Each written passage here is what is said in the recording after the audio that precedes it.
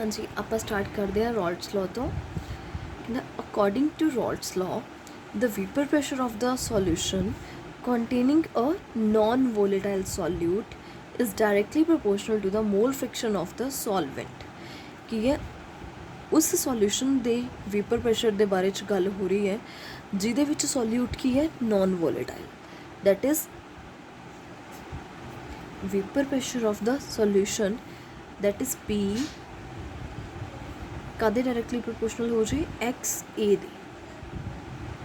ठीक है जी। इस तो बाद है ਆਪਾਂ ਇਸ ਪ੍ਰੋਪੋਰਸ਼ਨੈਲਿਟੀ ਦੇ ਸਾਈਨ ਨੂੰ ਹਟਾਉਂਦੇ ਹਾਂ, ਹਟਾ ਕੇ ਇਹ ਬਣ ਜਾਂਦਾ P is equal to constant ਆ ਗਿਆ, constant of proportionality K, P is equal to K into XA। ਇਹਨੂੰ ਅਸੀਂ ਇਕੁਏਸ਼ਨ ਨੰਬਰ 1 ਲੈਟ ਕਰ ਲੈਂਦੇ ਹਾਂ। ਇੱਥੇ P ਕੀ ਹੈ? Vapour pressure of solution, vapour pressure of solution पूरे सॉल्यूशन का, दैट इज़ P टोटल। ठीक है जी। XA की है? Mole fraction of solute, mole fraction sorry mole fraction of solvent. आप सॉल्वेंट दी मोल फ्रिक्शन है ए नोटेशन है जी कादे लिए यूज़ होंदी है सॉल्वेंट लिए, तो बी जनरली यूज़ होंदी है सॉल्यूट के लिए।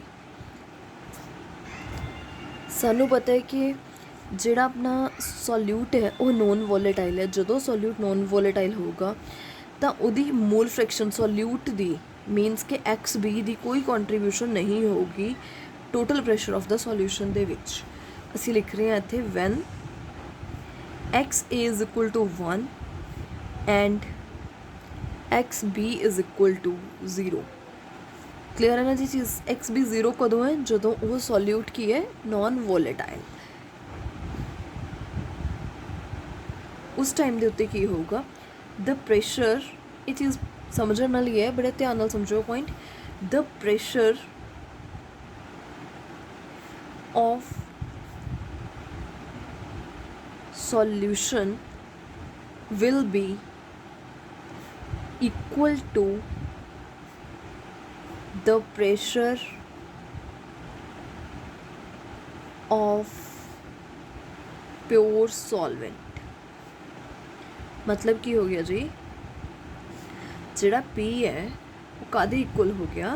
P not they. ये गल क्लियर है? देखो जदों वेपर प्रेशर है जिहड़ा सॉल्यूशन दा, ये कादे करके है? सिर्फ तो सिर्फ सॉल्वेंट करके, प्योर सॉल्वेंट, क्योंकि सॉल्यूट है जिहड़ा वो तो है ही नॉन वॉलेटाइल, उहदी कोई भी कॉन्ट्रीब्यूशन नहीं है वेपर प्रेशर दे विच, इस करके P is equal to P not. आ पॉइंट ध्यान नाल समझना है। इस तो बाद नैक्सट कहना जदों P is equal to P not, उस टाइम के उत्ते इक्वेशन नंबर 1 की बन जाती है? देखो equation number 1 implies, equation number 1 gives जिहड़ा P है ये कदे इक्वल आ जाऊगा जी? देखो P is equal to P not है कदों? जदों XA की है 1। असी इत्थे P की थां ते पहला देखो K है जिहड़ा, मैं K नूं एज इट इज़ रखिया। XA कितना हो गया? 1। जिस टाइम XA 1 है उस time P is equal to P not हो गया। इत्थों साडे कोल K की वैल्यू की आ गई? K is equal to P not. Using this value, using the value of K in equation number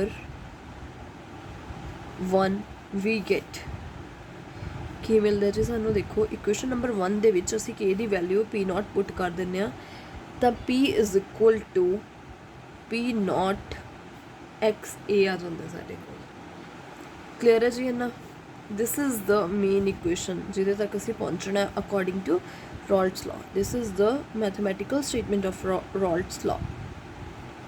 इस इक्वेशन में मैं स्टार इक्वेशन लिख दिता है। ये हो गया अपना Raoult's law for the non volatile solute containing solution. हुण असी वॉलेटाइल सोल्यूट वाले सॉल्यूशन वास्ते रॉल्ट्स लॉ की स्टेटमेंट करांगे।